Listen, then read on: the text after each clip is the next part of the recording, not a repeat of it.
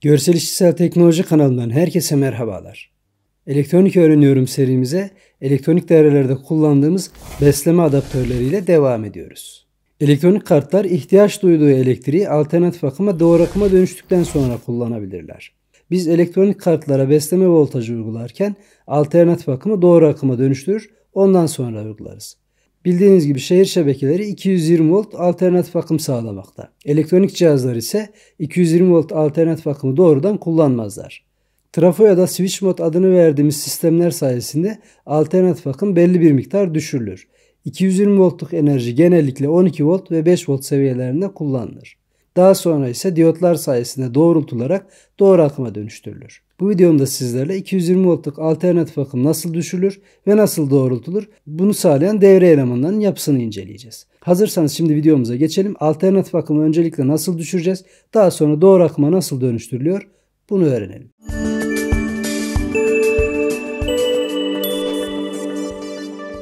Elektronik cihazlar doğrudan şehir şebekesiyle beslenmemektedirler. Özellikle elektronik cihazları besleyebilmemiz için alternatif akımı doğru akıma dönüştürmemiz gerekir.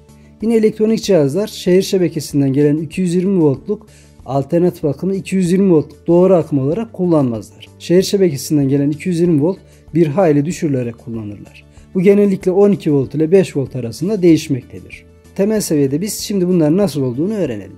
Günümüz teknolojilerinde alternatif akımı doğru akıma dönüştürülebilen iki farklı sistem kullanılmakta. Bir trafolu sistem, bir de switch modlu sistem. Trafolu sistem, primer ve sekonderden oluşan bir bobinin 220 voltluk alternatif akımı kullanacağımız voltaj değerine göre bu trafo üzerinden düşürülür. Bu değerler genellikle 12 volt ile 5 volt olur. Trafo üzerinden 220'den 12 volta düşürülen alternatif akım yine köprü diyot sayesinde doğru akıma dönüştürülür ve daha sonra elektronik devrelerde kullanılabilir. Ve yine birçok elektronik cihazın içerisinde bulunan switch modlu trafo sistemi de yine bu mantıkla çalışmaktadır. Switch mod besleme sistemleri ise yine 220 voltluk alternatif akımı 5 volt ya da 12 volt gibi doğru akıma düşürerek kullanmamızı sağlarlar. Switch modların içerisinde ise sadece bir trafo sistemi bulunmaz.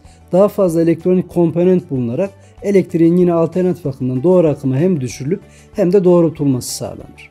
Yine birçok elektronik cihaz içerisinde birden fazla voltaj ihtiyacı doğabilir. Örneğin elektronik bir cihazın içerisinde hem 12 volt hem 5 volt kullanılmak istenilebilir. Böyle durumlarda ise voltaj regülatörleri ismi verilen 78 ile başlayan voltaj regülatörleri kullanılır. Bu voltaj regülatörleri girişlerine uygulanan belli bir voltajı istenilen sınırda tutmaktadır. Bu entegrenin üzerinde yazan 7805, 7806, 7810 gibi değere göre belirlenir. 78'den sonraki rakam bu regüle entegresinin üzerine uyguladığınız voltajı kaç volt ile sınırlandıracağını gösterir.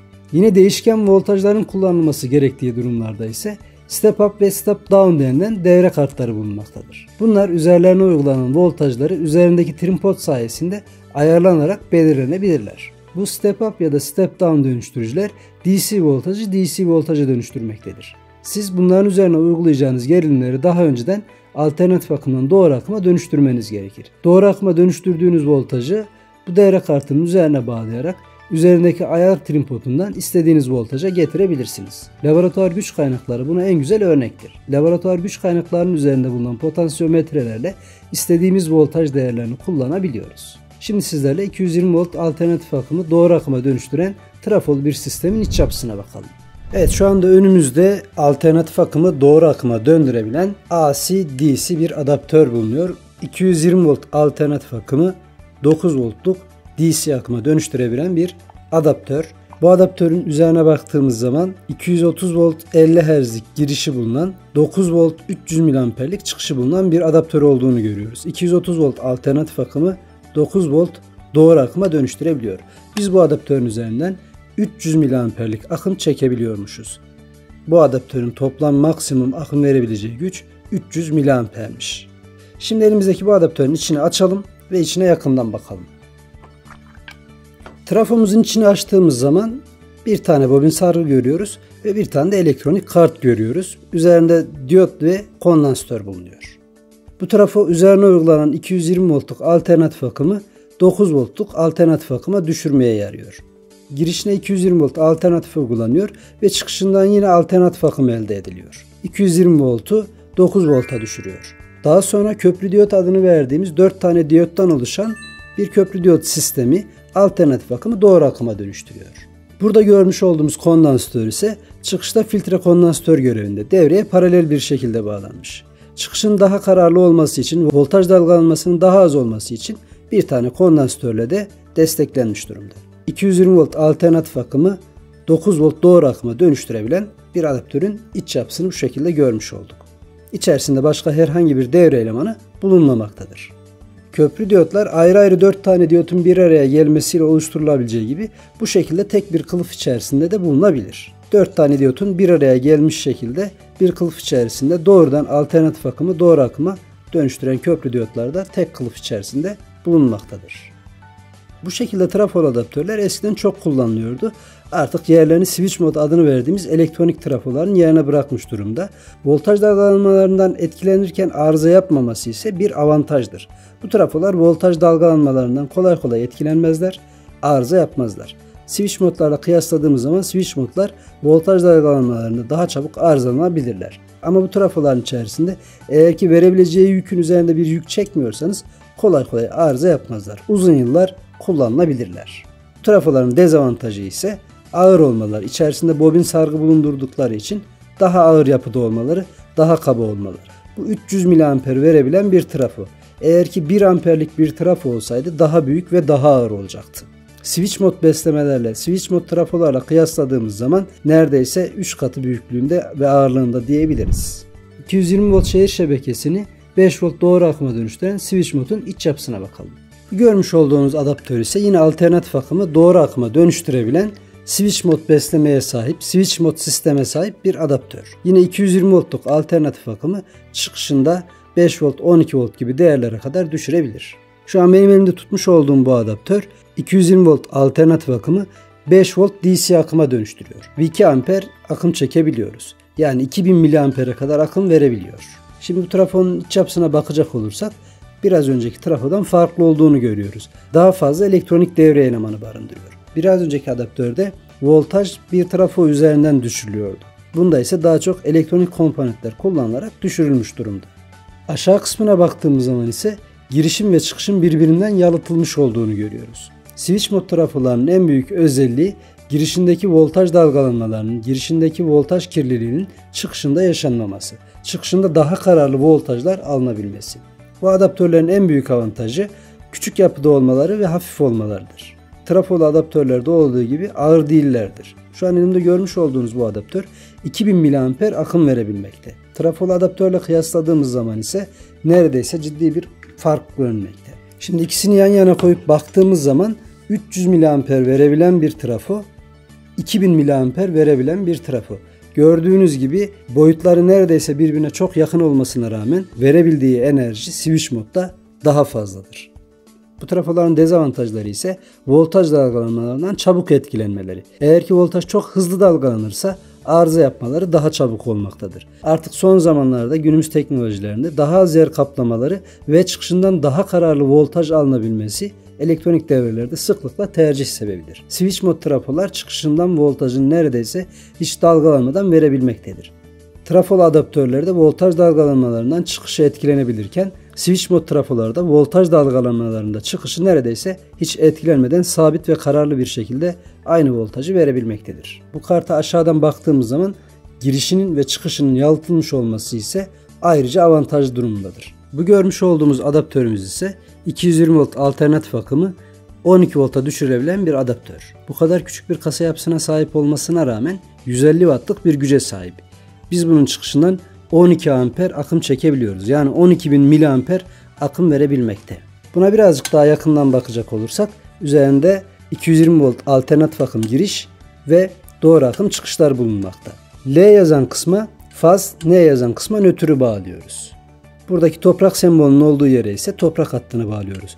Bu 3 bağlantı noktası 220 volt alternatif akımı girişini temsil etmekte.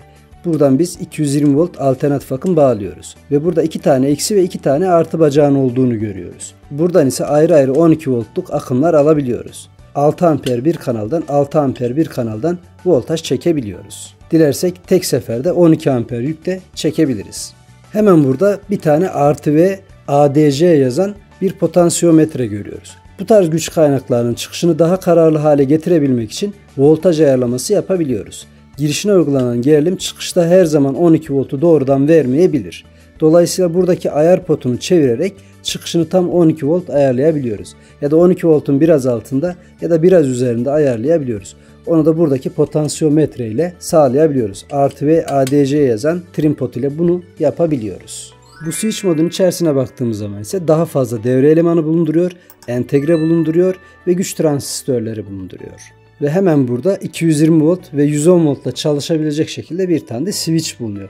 Buradaki switch ile istersek biz bunu 110 voltla çalıştırabiliyoruz. 110 volt girişten alternatif akım verdiğimiz zaman yine çıkışından 12 voltluk voltaj alabiliyoruz. Doğru akım voltajı alabiliyoruz. Bu kartların switch mod adaptörlerin dediğim gibi en büyük özelliği az yer kaplamaları ve hafif olmaları. Şu anda elimde çok rahatlıkla ben bunu taşıyabiliyorum. Eğer elimde trafolu 12 volt verebilen bir adaptör olsaydı muhtemelen böyle tek elimde tutamayacaktım. Bu kadar da hafif olmayacaktı.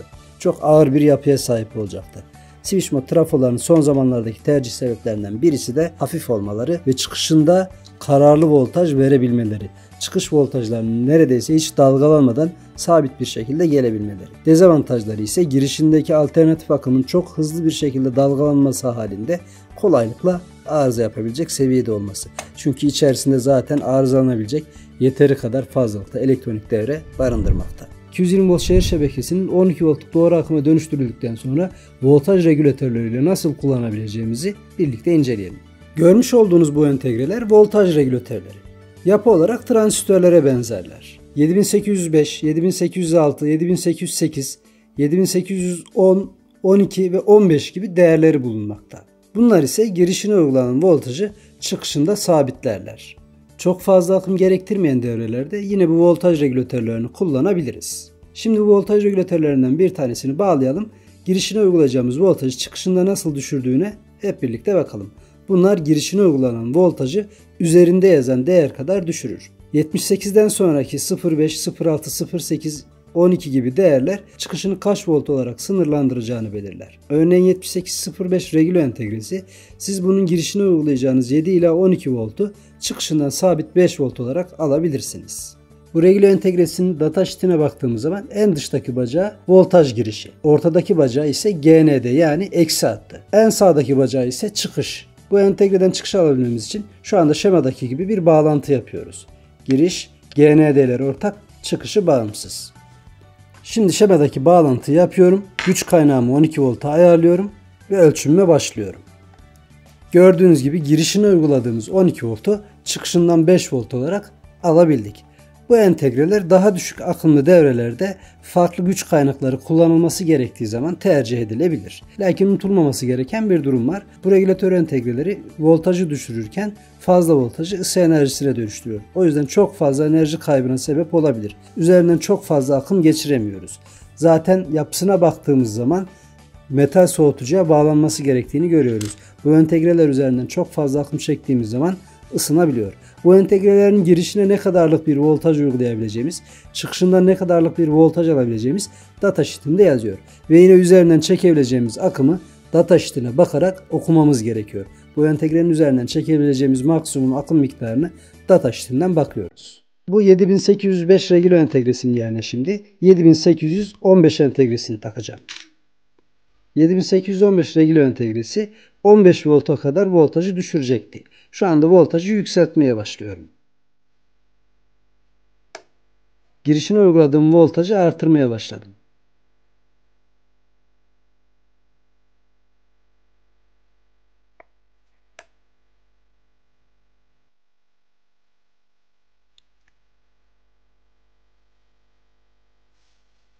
Gördüğünüz gibi girişine uyguladığımız 30 voltu çıkışında 15 volt olarak regüle ettik. 15 volt olarak sınırlandırdı. Çok fazla akım gerektirmeyen lakin iki farklı güç kaynağı kullanılması gereken devrelerde bu regüle entegrelerde tercih edilebilir. Unutulmaması gereken şey voltajı düşürürken bunu ısı enerjisine çevirmesi ve bir soğutucuya bağlanması gerektiğini mutlaka gözden kaçırmayın. Bu entegreleri kullanırken soğutucuya bağlamak gerekir.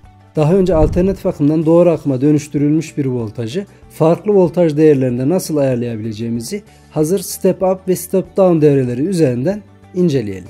Şu an benim elimde 4 tane doğru akıma dönüştürülebilen Buck ve Bose denilen kartlar bulunmakta. Bu kartlar doğru akıma dönüştürüyor. Üzerine uygulayacağınız doğru akımı ya yükseltiyor ya da düşürüyor. Bu kartlardan bir tanesi Bose Step Up diye geçen XL6009E1 kartı. Bu kart bir yükseltici karttır. Siz girişine uygulayacağınız 12 voltluk bir gerilimi çıkışında daha yüksek olarak alabilirsiniz.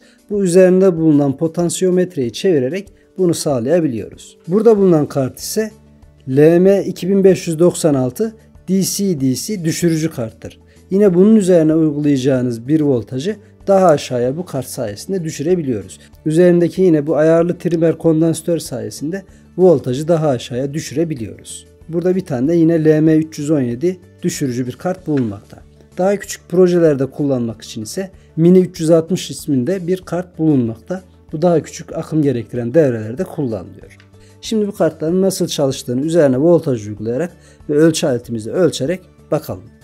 İnceleyeceğimiz ilk kartımız XL6901. Bu kartların giriş ve çıkışı bulunmakta. Giriş ve çıkışına dikkat ederek bağlamamız gerekiyor. Ters bağladığımız zaman çalışmayacaktır. Zarar görebilir. O yüzden girişine uygulayacağımız voltaj ve çıkışından alacağımız voltajın ne taraftan olacağına dikkat ediyoruz. Ok işaretiyle de zaten gösterilmiş. Giriş bu taraf, çıkış bu taraf. Şimdi buna bakarak bağlantımı yapıyorum.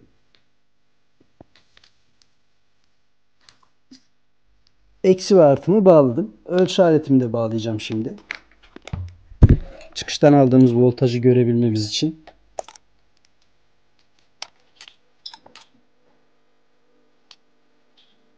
XL6000-9001 için yükseltici karttır dedik. Girişine uygulanan DC voltajı çıkışında yükselterek yine DC voltaj olarak artırıyor. Şimdi güç kaynağımın voltajını 5 volta çıkartıyorum. Gördüğünüz gibi güç kaynağını şu anda 5 volt ayarladım. Ölçü aletimin üzerinden ise 45 voltluk bir voltaj okuyoruz. 5 voltu 45 volta kadar yükseltmiş oldu. Buradaki trimmer kondansatörün üzerindeki ayar potansiyelini çevirerek voltaj değişimini gözleyelim. Gördüğünüz gibi kondansatörün üzerinden ayar yapmaya başladım. Artık voltajı değiştirebiliyorum.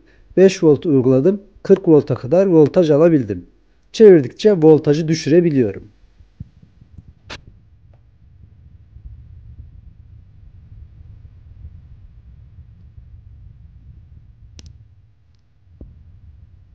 Girişine uygulanan 5 voltluk voltajı yine çıkışında 4.7 volta kadar düşürdü. Aslında 0,3 voltluk kayıp bu kartın üzerinden kaynaklanıyor. Normalde 5 volt olması gerekiyor. Çünkü bizim girişimiz şu anda 5 volttu. 0,3 voltluk bir enerji kaybı var.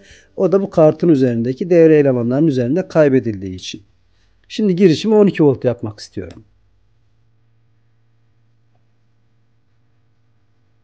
0,3'lük kaybı da hesap edecek olursak çıkıştan tam 12 volt almamız gerekiyor. Gördüğünüz gibi girişine uyguladığımız 12.3 voltluk voltajı çıkıştan 12 volt olarak alabiliyoruz. Şu anda herhangi bir değişiklik yapmadı. Esas değişikliği girişine uyguladığımız 12 voltu 45 volt gibi bir voltaja kadar yükseltebilmesi. Şimdi kondansatörün üzerindeki trim pot'u çevirmeye başlıyorum.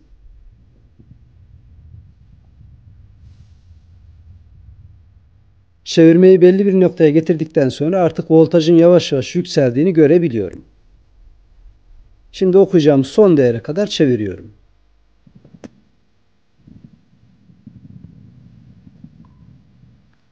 Maksimum 45.7 voltluk bir gerilim elde edebildik.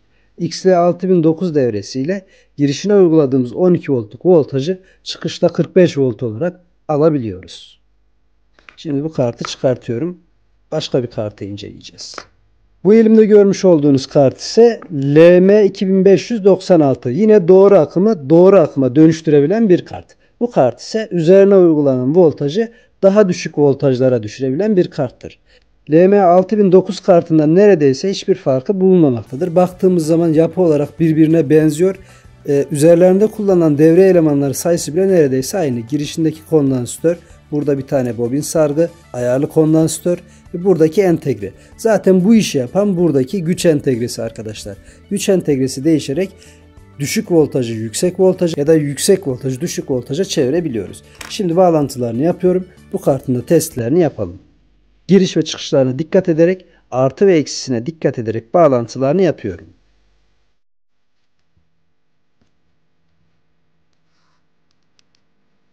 Şimdi bağlantılarımı yaptım ve güç kaynağımı 30 volta çıkardım. Gördüğünüz gibi çıkıştan okuduğum değer ise 8.4 volt. Buradaki kondansatör üzerinde bulunan trim potu şimdi çevirmeye başlıyorum. Trim potu çevirdikçe voltaj yükseliyor. Girişine 30 voltluk doğru akım uyguladık. Çıkışından yine doğru akım alıyoruz. Gördüğünüz gibi girişine uyguladığımız 30 voltluk doğru akımı çıkışından 29.3 olarak aldık. Zaten bizim girişimiz 30 volttu. Bunun çalışma mantığı ise yüksek voltajı düşük voltaja dönüştürebilmesiydi. Şimdi çevirerek voltajı düşürüyorum.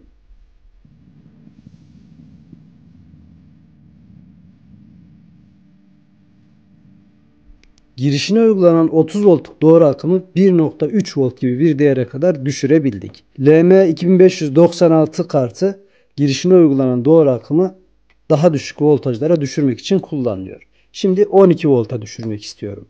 Girişini 12 volt olarak ayarlıyorum. Girişini 12 volt ayarladık. Şimdi buradaki ayar trim potundan voltajı yükseltmeye başlıyorum. Voltajı yükselttikçe buradaki ledin de yandığını görüyoruz. Belli bir değere geldikten sonra artık voltajın yükseltilmediğini görüyorum. 0,7 voltluk bir kayıp oluyor. Girişine uyguladığımız 12 voltu biz çıkıştan maksimum 11.3 volt olarak okuyoruz. Üzerinde 0,7 voltluk bir kayıp var. Bu 0,7 volt da bu devre elemanları üzerinden kaybediliyor. Gördüğünüz gibi elimizde çok farklı değerlere sahip güç kaynakları olduğu zaman onu daha farklı bir şekilde kullanmak istersek bu tarz bir karttan faydalanabiliyoruz. 12 voltluk bir güç kaynağımızı dilersek bu kartlar sayesinde hem 12 volt hem 5 volt hem 4 volt hem 3 volt istediğimiz oranda kullanabiliyoruz. Şu an elimde görmüş olduğunuz LM317 DC-DC düşürücü devresi de aynı mantıkla çalışıyor. Amper olarak biraz öncekine göre birazcık daha düşük amperlerde çalışıyor. Bu görmüş olduğunuz Mini 360 DC-DC düşürücü daha az akım gerektiren devrelerde ise bu kadar küçüklükte bir kartı kullanarak voltaj değişimleri elde edebiliyorsunuz. Yine 12 voltu 5 volt 3 volt gibi voltajlara üzerindeki ayar trim potu ile yapabiliyorsunuz. 1 amperden daha az akım gerektiren devrelerde bu kart kullanılabilir. Görmüş olduğunuz bu laboratuvar güç kaynağında da içerisinde bu tarz yapılar bulunmakta, bu tarz kartlar bulunmakta. Trafodan alınan voltajlar bu tarz kartlar sayesinde üzerindeki ayar potanslarıyla voltajı ayarlanabilmekte. Bu tarz bir ayarlı güç kaynağını satın almak isterseniz muhtemelen şu anda içinde bulunduğumuz tarih itibariyle 1000 lira civarındadır diye tahmin ediyorum. Ama daha ucuz kendinize ayarlı bir güç kaynağı yapmak isterseniz bu tarz kartlardan alarak ve bir tane 12 volt 2 amper ya da 3 amper verebilen bir adaptör alarak kendinize ayarlı bir güç kaynağı yapabilirsiniz. Belki ilerleyen günlerde bu kartları kullanarak nasıl bir ayarlı güç kaynağı yapabiliriz? Bununla ilgili bir videom kanalımda yer alabilir. Bugün sizlerle elektronik devrelerimizde alternatif akım doğru akıma nasıl dönüştürebiliriz? Dönüştürdüğümüz bu doğru akım voltajlarını nasıl değiştirebiliriz? Öğrenmiş olduk. Videoyu faydalı bulduysanız beğenmeyi ve kanalıma abone olmayı unutmayın. Bir sonraki videomda görüşmek üzere. Hoşça kalın.